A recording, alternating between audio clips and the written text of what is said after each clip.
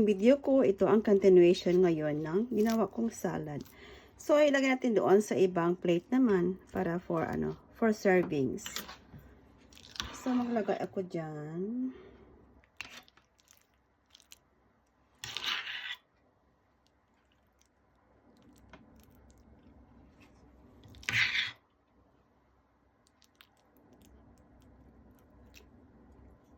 So, yan na guys, ang natin yung potato salad. Bali, ano siya guys? Hawaiian style.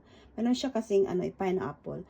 So, maglagay naman ako ngayon ng mix na seeds. Yan guys, ang gamit ko. Seeds. Para healthy natin yung ating salad.